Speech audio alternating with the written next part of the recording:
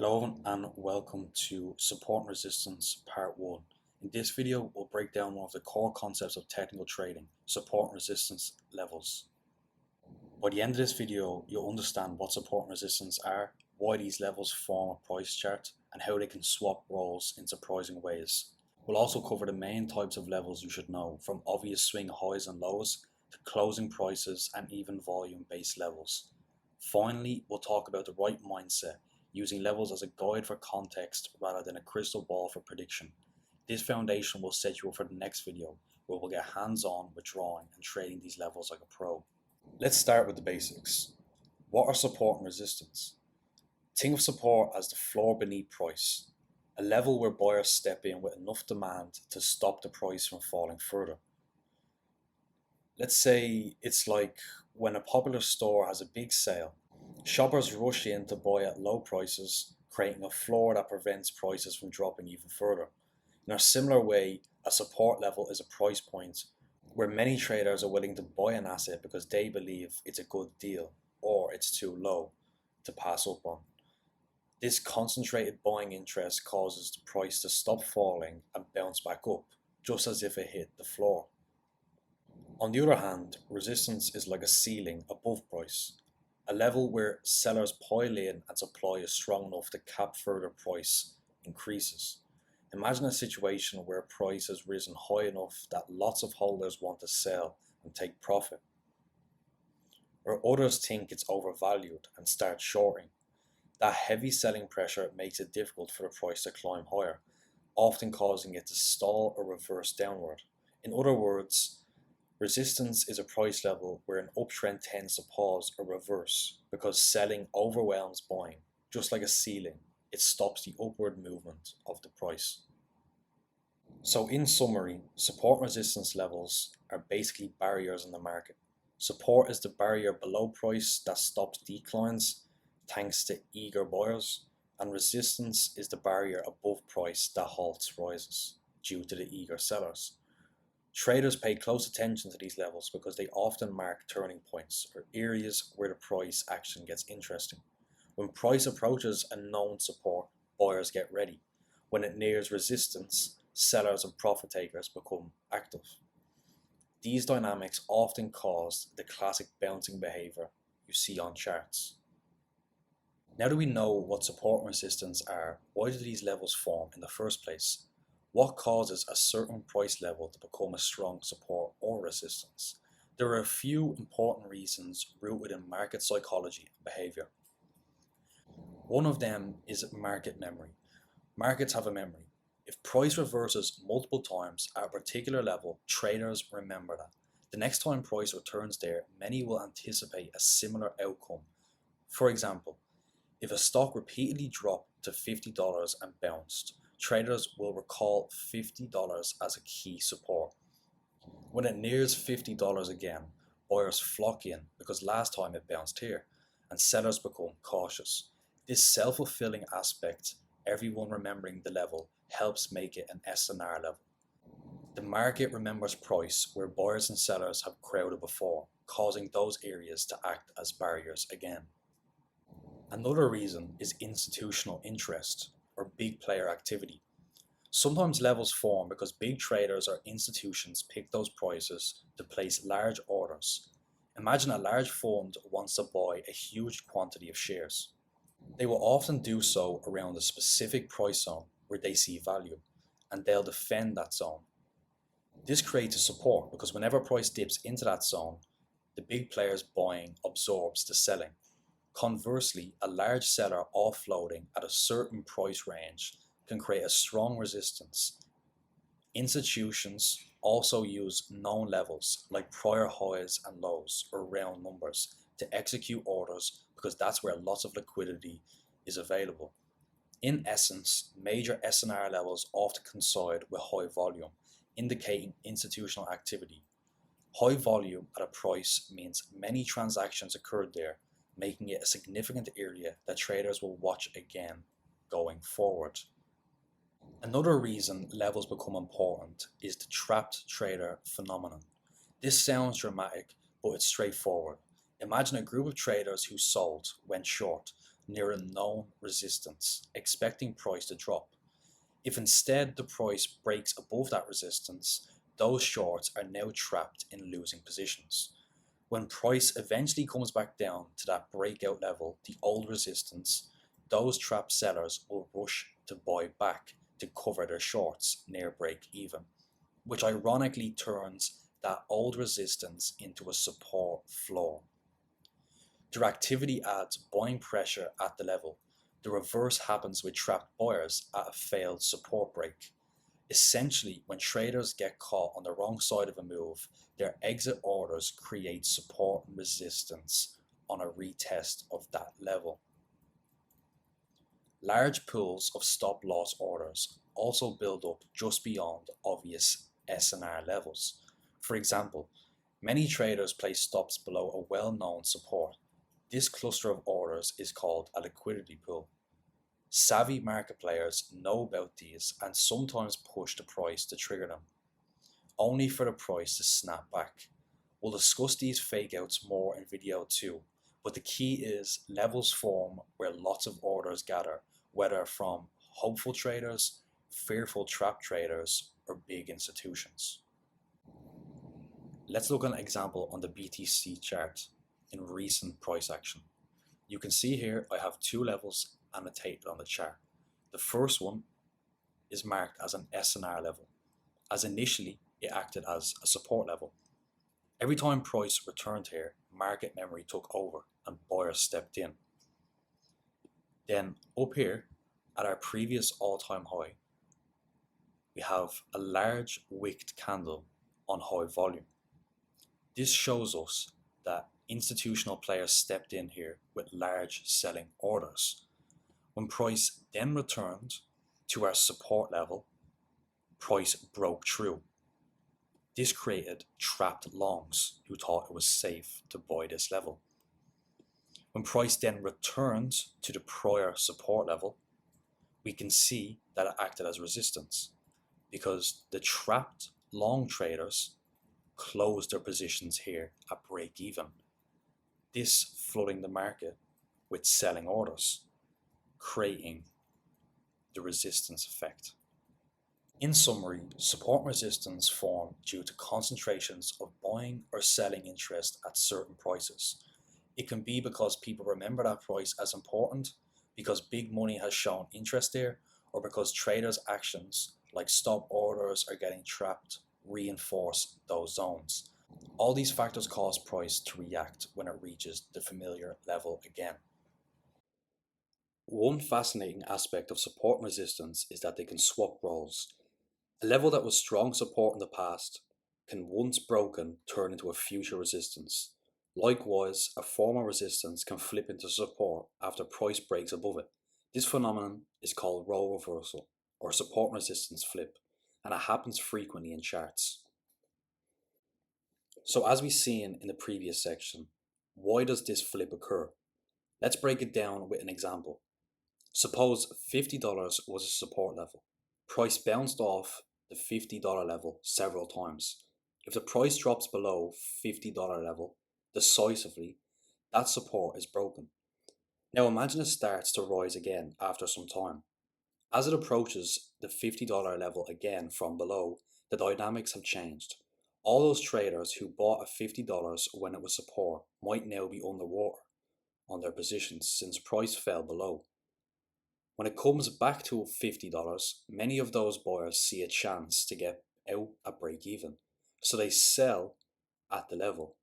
In addition, new short sellers may step in, thinking if the $50 level was important and now we are below it, it should act as resistance. The result is selling pressure at the old support level, turning it into a resistance ceiling. The same logic works in reverse for a broken resistance turning into support. Traders who shorted at that old resistance are now trapped and will buy the cover if price dips back to that level, adding support. So the prior ceiling becomes a floor once it's cleared because the balance of traders' positions has flipped. This role reversal is a powerful concept. It tells us to watch broken levels closely. When support breaks, it often becomes future resistance. And when resistance breaks, it often becomes support on a pullback. It is as if the market is saying that price was important, we couldn't hold it, so now it's going to serve the opposite role. Many trading strategies are built around this flip. For instance, a common tactic is to sell the retest of a broken support, now assuming it's become resistance, or to buy the retest of a broken resistance, assuming it is now support. These retests often offer high probability entries because they combine the old importance of the level with the fresh momentum that broke it. In this BTC chart example, we can see that prior resistance, once broken, was flipped and acted as support on multiple occasions before continuing upwards. The key levels we will be discussing first will not be based on just charts, but on time and context. These are levels that you get directly and don't have to work for. Let's see what these levels are and why they matter. Swing highs and lows. Clear peaks equals resistance. Clear trues equals support. Major turning points. Covered swing highs and swing lows in a separate video before for market structure. We won't spend too much time looking into it. Let's just look at a quick example of a key swing high and a swing low. If we extend these levels across, we can see that our swing high acted as resistance, and then our swing low acted as support. Key closes, opens. Prior day, week, month, closing price or opening price often acts as support and resistance. Let's look at the monthly close for last month and the monthly open for this month and see how price has interacted with it so far. If we drop down to a lower time frame, we can see almost instantly that price is continuously reacting around our monthly open or previous month close. We can see that initially it acts as support, then it acts as resistance, and then it acts as support again. Another thing to keep in mind is that yearly and monthly open levels can attract retests, as we saw in the previous example. Volume levels. Prices with heavy volume can equal strong support and resistance levels, or fair value areas. Using the volume tool on TradingView can help add additional confluence to our support and resistance levels. In this example, we have a long wicked candle with a high spike in volume. This could potentially signal that buyers were willing to step in at this level. If we extend this level across, we can see that it acted as support here, again with a spike in volume, showing us that participants were willing to step in at this level. And then finally, we had another touch at this level, again with an increase in volume. This volume tool adds additional confluence to show us that market participants are willing to step in at the level we are looking at. Low volume areas. Price moves fast until next volume zone. We will cover this in more detail in the next video. Psychological levels. Example, round numbers or previous all-time highs. Bitcoin is very susceptible to psychological levels, specifically previous all-time highs. There's been numerous occasions where previous all-time highs have acted as key resistance. In 2021,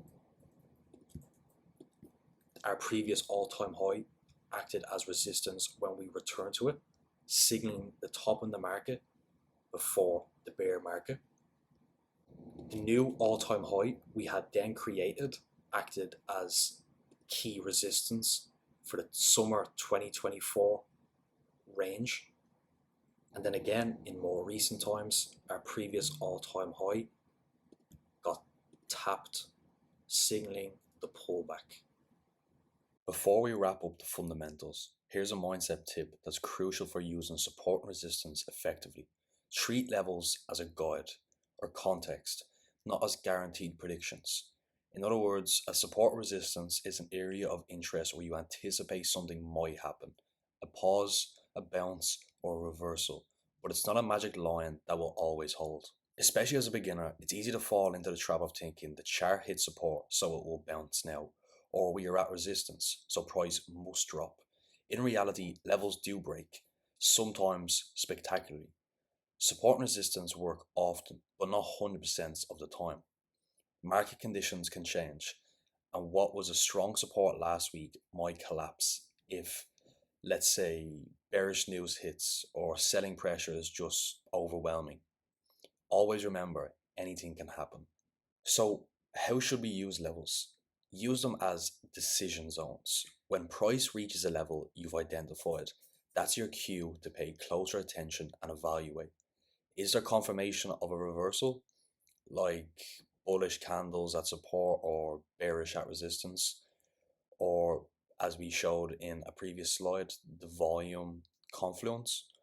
Or is price slicing through the level with momentum, maybe indicating a breakout? That level gives you context. This area has significance. But you then analyze the price behavior at the level to decide your actions. This mindset keeps you flexible. Instead of blindly buying at every support, you'll say, price is near support, so this could be an opportunity if I see buyers stepping in. If not, and it breaks, I'll step aside or consider a breakout trade. Also, having a context mindset means planning for both scenarios. If the level holds or if it fails. For example, good traders plan at this support, if I see a bounce, I'll go long with a stop below. But if it fails and we get a strong breakdown, then the next support is lower. Or maybe I'll even switch to a short bias and take a short on a retest. By doing this, levels become your roadmap rather than rigid fences. They highlight important price zones, but you navigate according to what the market actually does there. Just like we seen with the monthly opens in a previous example. It's not an exact science. We can't say whether it's going to act bearish or whether it's going to act bullish, but we do know it's a zone where price will have a reaction of some kind in most instances. It is up to you as a trader to identify what that instance will be on any given occasion. Finally, don't overcrowd your chart with every possible line. Focus on the most significant levels, which do tend to be the higher time frame levels, so that each one truly provides meaningful context. It's better to have a few key levels and clearly observe price reaction at them than to have so many lines that you can't justify any move after the fact. Remember, support and resistance are tools to improve your understanding of market context and to help plan trades. They are not crystal balls, so always combine them with price action signals and risk management. You've just learned the foundations of support and resistance. With this solid understanding, you're ready to move on to video 2, how to draw and trade levels like a pro. In the next part of this series, we'll get practical. You'll learn how to correctly draw support and resistance levels on your charts and how to execute trades around those levels. We'll cover how to avoid common mistakes like drawing levels too precisely, how to gauge which levels are strongest, and strategies for entering trades at support and resistance.